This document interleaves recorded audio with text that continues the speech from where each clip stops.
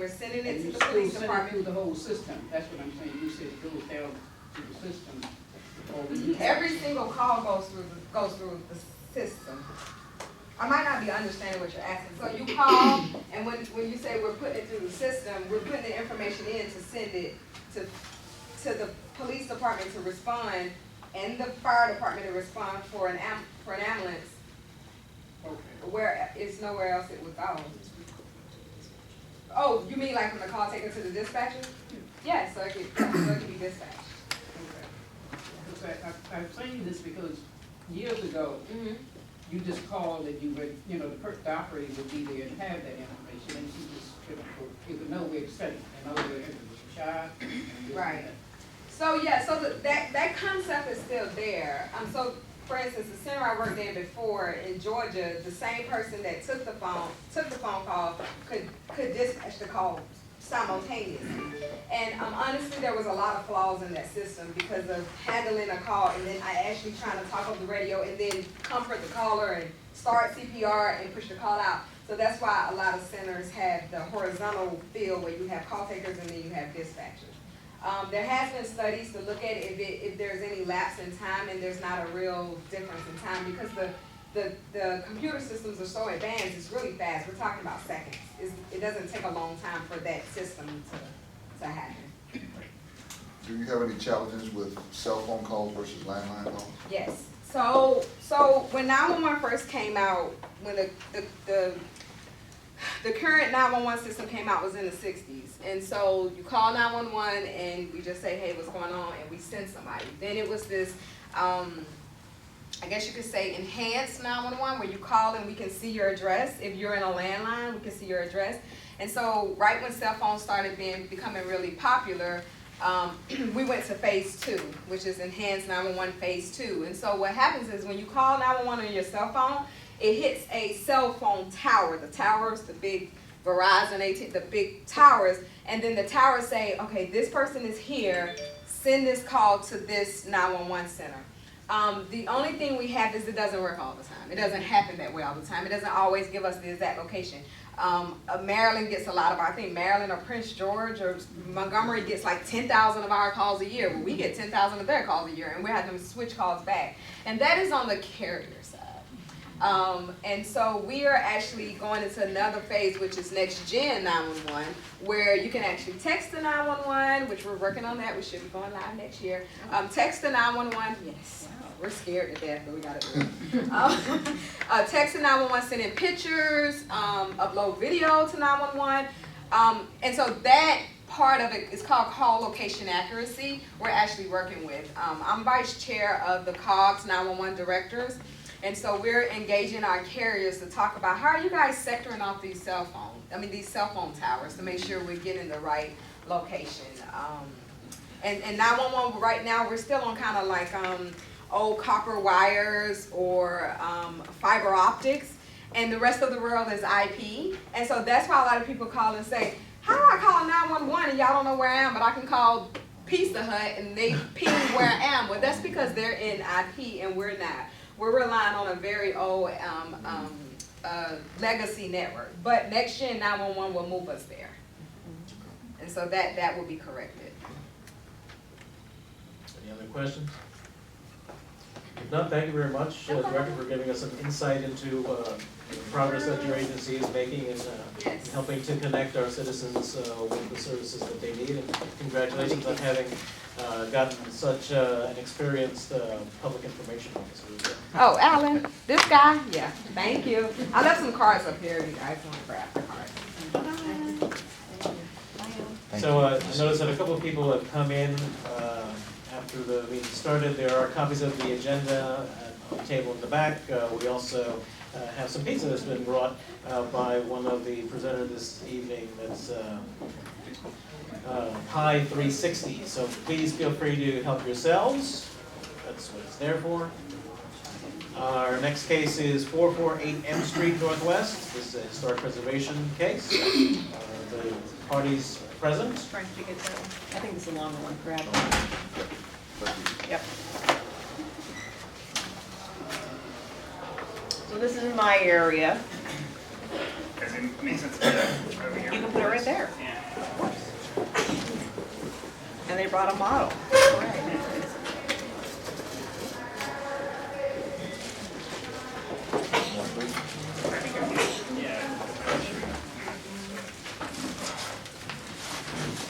So this is on 448 M Street tonight. This project's coming for us only for this support for Historic Preservation Review Board. Basically, what does it look like from the street? They did not need any support or any relief for zoning at all. So that, we're just talking about what it looks like from the street.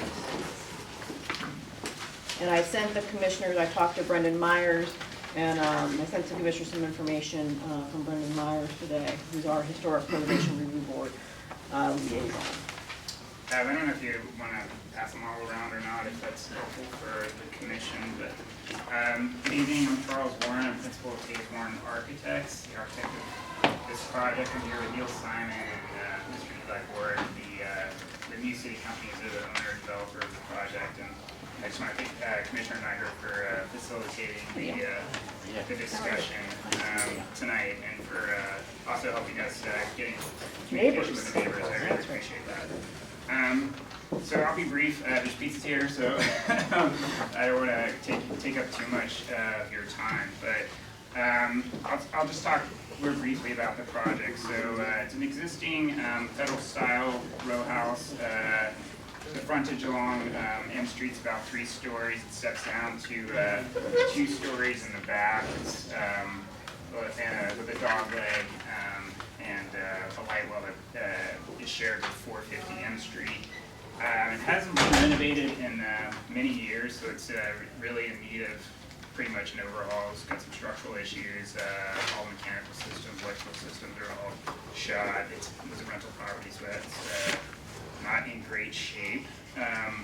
The main block of the building is this 3-story piece that you see from the front here. This wing in the back is 2 stories, and that's been altered many times over the history of the project. There is a brick garage piece in the back, accessory structure, so the entire site is pretty much occupied right now. It's about 90% occupancy. There's like 0 light, 0 airspace in the back. It is zoned R82, which is the new residential zone. It used to be R5B, so it's an residential apartment zoning is the underlying zoning. And we are in the Mount Vernon Square Historic District, which is why we're here in front of you tonight. The lot is 1,800 square feet. It's 18 feet wide, fronts on M Street, as Commissioner Nigro mentioned, and there's a large sort of 30-foot public alley at the rear. So I'll talk real quickly about what we're planning on doing on the project. So we are planning to convert this to a 4-unit apartment building, which is sort of the underlying zoning. We will be digging out the cellar for a unit down there, and then it's essentially 1 unit per floor, with the top unit occupying the 3rd floor and the penthouse structure, which I'll get to in a minute. There will be an underpinning portion along 446. 450 has already been underpinned as a earlier renovation. I think it was just a couple years old. 446 actually has no footings underneath it, so they will benefit from our underpinning. And we have been in talks with them and expressed these concerns, and we've landed on, I think, a memorandum of understanding with them, so they're in support of the project. As part of that, there is actually a cellar entry, but it's really tiny. We will be enlarging that so you can get access to the cellar directly from the outside. And as part of that, we're planning on reducing a lot of this hardscape that's in the front and adding some green space and some landscape areas, which is more compatible with the historic district, and that's come out of our discussions with HP staff. We will be demolishing the garage in the back as part of this project. We will be retaining the parking spaces that are back there. We will be introducing some pervious pavers and allowing us to kind of handle rainwater and stormwater in a more efficient manner. And also just generally adding some green space to the property. Trash, recycling still back there. So really we'll talk a little bit about the, I guess, the elephant in the room. All the new addition is really gonna be over the back. You can see it probably in this diagram. I don't know if everybody can see that, but in the you model, wanna it's use your little fairly white clear, paper? yeah. A little show and Or tell. show them, these guys up here. Yeah, so our addition is basically sitting on top of the old portion, so our footprint is entirely on the existing structure in the back. So we're not increasing our lot occupancy at all, we're actually reducing it because we're taking down the garage to some degree. And I'll talk briefly about the penthouse structure, which is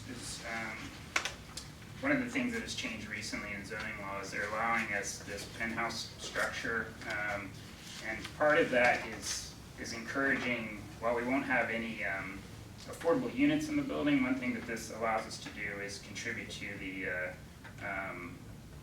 Affordable Housing Trust Fund. So we're trading this little chunk of usable square footage and helping us buy into the IZ Trust Fund, which is, I think, something to be noted, that I think is a positive thing that's kind of come out of this development world. We are setting back off the main block of the building, so this is traditionally considered the main historic structure piece, and that's this sort of 25-foot piece here. We're really trying to be sensitive about holding on to that and keeping it out of the line of sight. So two things that allows us to do is retain this, including the roof structure, so this building won't be considered a raise in any way. We will be making some structural modifications to it. There are some joists that are not great, and we are cutting in some new stairs, so this piece will be altered, but it won't be demolished. The roof structure's staying. And the second thing that allows us to do is we're set back pretty far, so it stays out of the line of sight from M Street. So those are our two strategies here, and we worked pretty closely with Brenda Meyer to try to sculpt this building to basically where we're achieving all those goals and still having a reasonable project for my clients. So that's kind of the project. We did talk to both neighbors, and they've been on Did board. you hear from 450 or no? I think we've been reaching out to them, haven't We've we? been reaching out to them and we sent, Because they're the, how many people, I think? Four. People, yeah, four people, Yeah. yeah. if you have their emails or any I do, contact. they're new, I do not, Okay. so, We've mailed them certified mail a couple times. That's, yeah. They got the newsletter, and I put this all up on my Facebook page and very Yeah, thank you. public. Yeah, There it is. I forgot to like it, but I will. Like and comments, oh, we would love the comments. So our meeting with HPRB is on the 27th this month, and obviously we're here to ask for ENC support. I'm here to answer any questions you may have. So my only concern, because as everyone's familiar with the 400 block of M Street, many of these historic structures have now changed to multi-unit projects, and that's just the reality of it now. So, but unfortunately, many times when I've heard in the past, when we've been told that you won't be able to see it from the street, we can still see it from the street. So, and that's what we're talking about. Can we see this structure from the street? And so I'm torn because of what has happened in the past. Great. Even though I'm pro the project itself, I'm not, my constituents have concerns about the 4 units, but we're not here for that tonight. So that's my concern. And I'm sure that we've experienced in all the other areas too, just, it'll be built and then we're gonna be able to see it from the street. So Right. that's it. That's what, it always happens, it seems. So I don't know if the other fellow commissioners, Well, we Questions from other members of the commission? So obviously, you're respecting the main block of the historic building by not putting your vertical addition on top of that. But certainly, the Historic Preservation Office staff is going to be conducting a number of different tests to make sure that the addition isn't visible from a number of different perspectives along M Street. And I've had HPO reject proposals because even a sliver was visible. So you have your job in front of you in terms of making sure that you're satisfying the HPO staff that the addition will not be visible from the street. Correct, correct. We've worked with HPO staff. This isn't my first project in the historic district. We've worked in all the historic districts in the city, and I think one of the things we like to do is we'll be conducting a flag test. We have to do that as part of the approvals process. And you know, we're open to having other people attend that if they want to see it and make sure that we're hitting those marks. Commissioner Magro? I mean, we've just gotten burned so much on this street in the past, it's just unfortunate, and it's not like it's horrible, Yeah. but it's just how it ends up. And as I said to you, there's one project directly across the street that has small little addition on, minor compared to this, and sure enough, there it is, you can see it from the street, and everyone makes comments, and so the promises fall through. So, I will actually not support the project because of that fear, again, so. Okay. Are there any neighbors to the property I know. present this evening? No, none of these guys are friends. We've been, my name's Neil Simon, I'm the developer. We've been in contact with 446 M Street, and they're represented by trustees and so forth. We have entered in a memorandum of understanding with them. They had some concerns about the construction, the underpinning, the structure on top of the building and so forth. And we've gotten the MOUs signed and agreed upon by us and them, and they're, they say, and I think they called you. Correct, so this is, you guys are from with Heidi, she lives on M Street, so she is the owner of the property, and I applaud you for that, I think that, but her concern was, it's always about the construction. Of course, This of is course. Heidi's main objective. Of course. So, which I explained to them, okay, that's not why we're here tonight, and I think that's great. Absolutely. But we're here tonight just about what it's gonna look like. And so, and I talked to them, and they're like, fine, but they're always, their main concern is how it's gonna impact their structure. So, Correct. yeah, Correct, and they've, I think they've had some difficult experiences. correct, oh, yes, In the past. yes. So that was one thing that we have agreed with them and put together, like I said, the MOU, and they seem to be in full support of the project. Yeah. Just to add another thing, as far as the addition or the penthouse, and making sure that it's not visible from the street. You don't know us at all, and obviously you have to see the project and look at the plans maybe further. But we're a type of developer that wants to maintain the streetscape and not impede on the project. And we've seen a lot of people or developers that go into an area and they put up what I call is a pop-up. It's most of the time what we've seen is it's extremely modern. It really doesn't fit in with the building and the design of the building and the historic nature of the building. When we met with Brendan over at Historic, we came in and our plan was originally, it was for a larger penthouse. However, Brendan expressed some concerns and said, you're better off going, which I agree with, you're better off going to the historic board from a more conservative standpoint than going with a bigger plan and, asking for forgiveness or cutbacks and so forth. So that's what we did. So while our penthouse was a little bit larger in the beginning, we took what he said in his feedback, and we made it a lot smaller to ensure that we're not going to see it from the street. And as Charles said, obviously we're going to do flag tests and make sure that it's not visible from the street.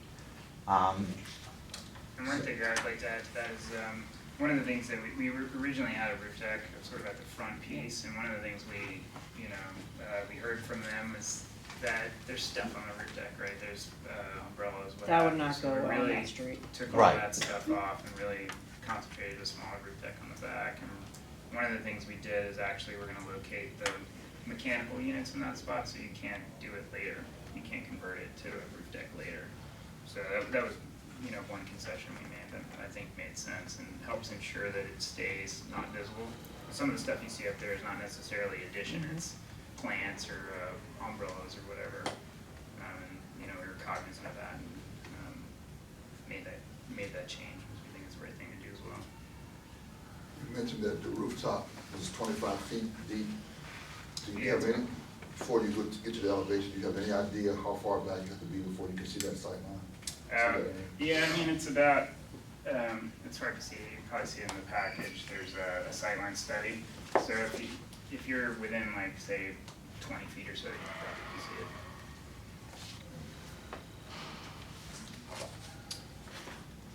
Any other questions from the commission? Any questions from the audience? Okay, so I'm gonna put forward the motion that ANC 6E not support 448 M Street Northwest for their Historic Preservation Review Board request. Do I have a Is there a second? second to the motion? Hearing none, the motion fails. Okay. I'll make a motion that ANC 6E support the proposed addition at 448 M Street Northwest, contingent on the flag test confirming that the addition will not be seen from M Street, and that we communicate that support to the Historic Preservation Office and the Historic Preservation Review Board. May I have a second? I'll second. It's been properly moved and seconded. Any further discussion? Hearing none, all in favor signify by saying aye. Aye. Aye. Any noes? Nay. And no abstentions, so the motion, which was made by myself and seconded by Commissioner Chapel, passes by a vote of 3-1 to 0. So we'll get that letter off to the appropriate agencies. Great, I appreciate it, thank you. Thank you. We'll be talking. Okay. Definitely. Next is 440 N Street Northwest. This is a request for support. Sorry.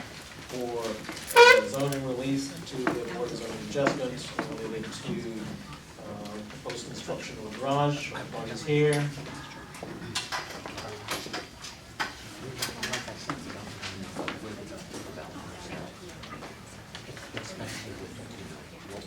Please identify yourself. Yes. See? My name is Glenn Towns, and I am the owner, resident of 440 N Street Northwest.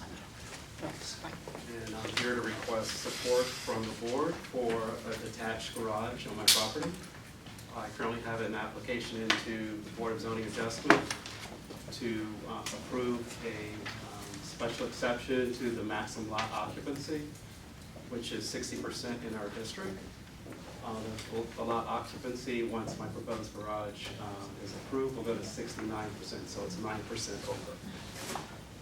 Essentially, the reason for the garage primary reason is just for extra security.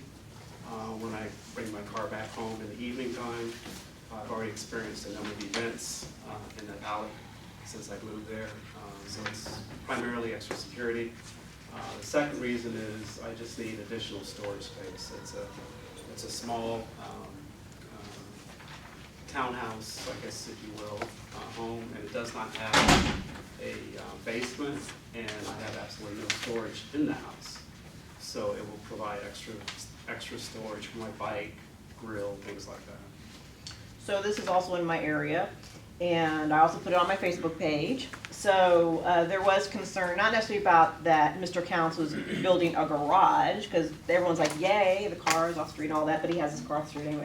That where his house is and where this garage is gonna be is on the corner of the alley. And so when you turn, and that's a busy little alley, they all park back there, turn, and the trash and all that, what's the sight line gonna be? Right. So, put on the Facebook page, there was concerns, and Mr. Counts addressed it appropriately, and what was the study that was done? That they said it wasn't gonna, there was a study done?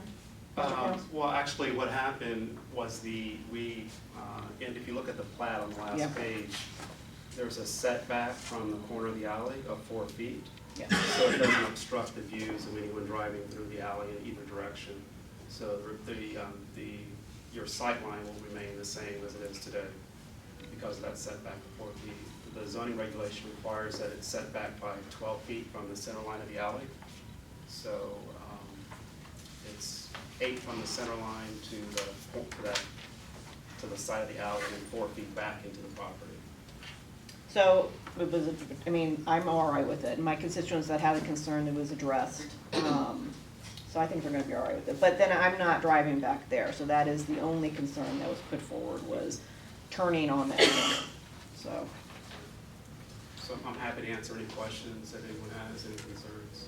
Any questions or concerns on the part of the commission? Any questions or concerns or comments from the audience? Hearing none, Commissioner Nigro, did you want to make a motion? Yep. I move that ANC 6E support the relief for 440 M Street Northwest, and that we send that support to zoning. The Board of Zoning Zoning, Adjustment. yeah. Second. Any further comments or discussion? It's been properly moved and seconded by Commissioner Nigro, seconded by myself, that we support the zone relief requested to construct this garage at 440 M Street Northwest. All in favor signify by saying aye. Aye. That's unanimous. Thank you very much. Thank you.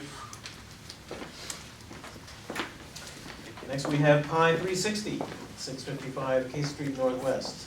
Anybody tried that pizza yet? Some smiles and some nods.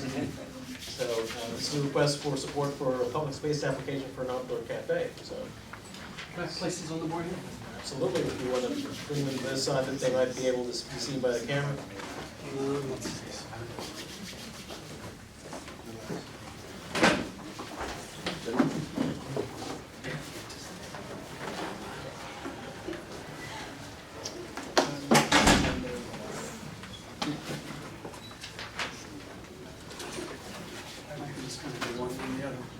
Hello, my name is Brian Canny. I'm one of the principals of a new fast casual pizza restaurant that opened up on K Street, right in the Douglas development property. We're in the historic building. We've got a lot of cool historic photos actually inside the store, which is pretty interesting, not your normal ones. If you go in there, you see a lot of this area neighborhood from the 1800s, 1900s, even 60s, 30s. It's pretty cool.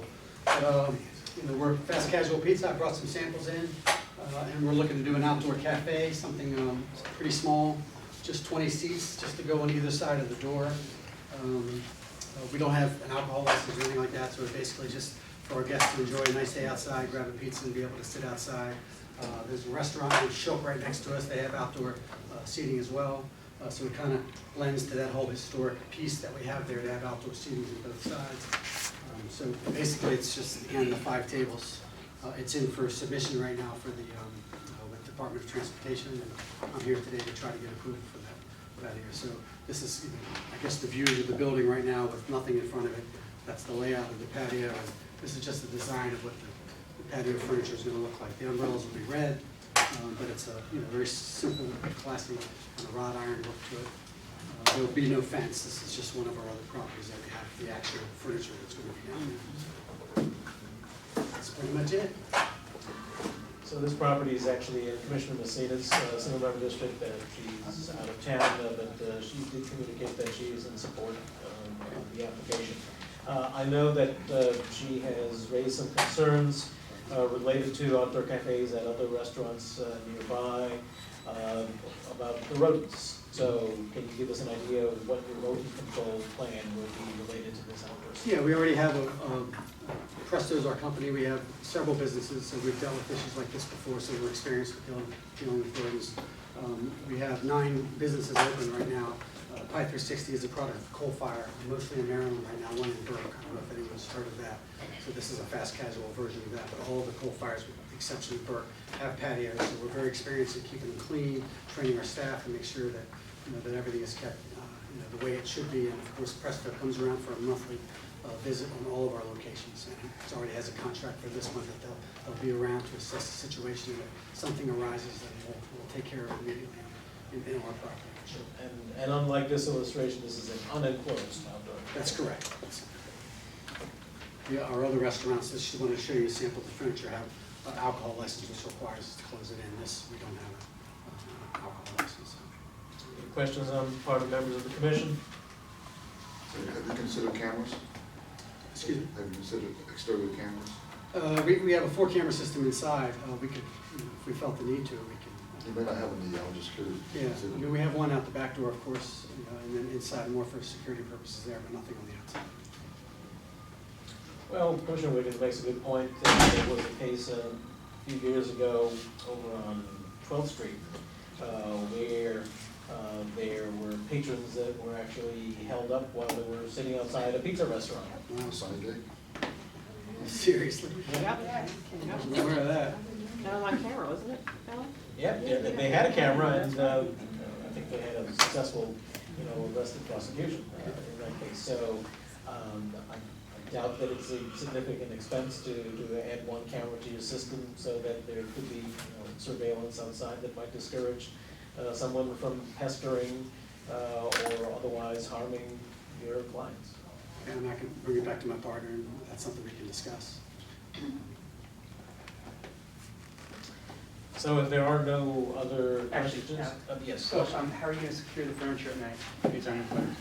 Well, it's stackable, and one of two things, we're either gonna bring it inside, or we're gonna stack it neatly and then just put a wrap cord around it. In the winter months, it won't be there at all. We have a company that actually takes it, stores it, and brings it back in the warm months. So every day it'll be set up, whether it's raining or not. The umbrellas might be there, but it'll look nice as you walk by during the day. At night when they close, it'll be stored either inside or outside, and then it'll be taken away, like I said, probably mid-November, come back around the beginning of April. Other questions from the audience? I'm going to make a motion, but I'm actually going to take the suggestion made by our public safety committee chair related to cameras. So I'm going